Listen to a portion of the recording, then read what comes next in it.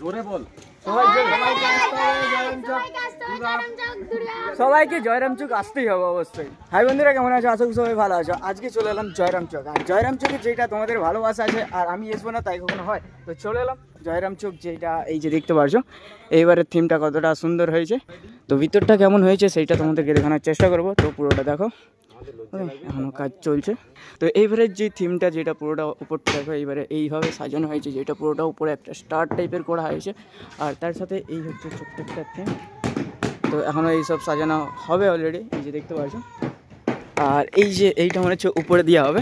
তো এই যে পুরো একদম যেটা দেখতে পাচ্ছ, আর এখানে মাইক সেট আপ করা হয়েছে। তো একটু পরেই বাজবে, যেটা মাইক সেট আপ পুরোটা দেখতে পাচ্ছ। তো পুরো মাইক সেট আপ যেটা একটু পরেই বাজবে। তো এখানে সেট আপ চলছে অলরেডি। তো কিরে, ভালো তো? সবাই কি বলতে চাও?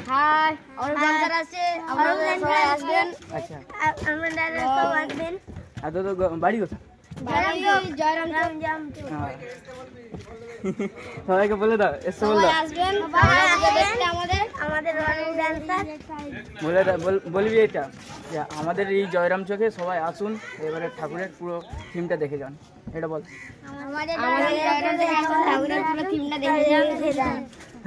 ঠিক আছে, চল। আর এখানে টেস্টটা যেটা হয়েছে পুরোটা দেখতে পাচ্ছ।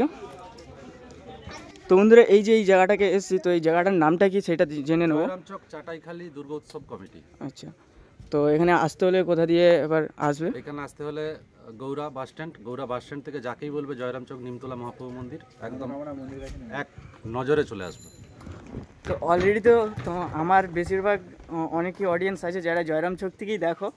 তো কারণ এখানে ভালোবাসা অনেকটাই আছে, তো যার জন্য সবাই হয়তো চলে আসবে। কারণ জায়গাটা তো অবশ্যই একটা পপুলার জায়গা, যেটা নিমতলা, যেটা মহাপ্রভু মন্দির তো সবাই জানি। তো সেখানকে তোমরা আসতে পারবে। তো তার থেকে একটু আগিয়ে এলেই এই তোমাদের যেটা এইদিকে এটা, হ্যাঁ, জয়রাম চক চাটাইখালির যেটা দুর্গা মন্দির। তো অনেকটাই সুন্দর যেটা থিমটা হয়েছে, যেটা দেখতে পাচ্ছ। জোরে বল। সবাইকে জয়রাম চক আসতেই হবে অবশ্যই, এসে দেখে যেতে হবে। তো চলো, আজকের মতন এই ছিল ছোট্ট একটা ভিডিও। দেখা হচ্ছে পরের ভিডিওতে। তো একটা লাইক করে দাও, লাইকের সাথে চ্যানেলটাকে সাবস্ক্রাইব করে দাও। তো চলো, বাই।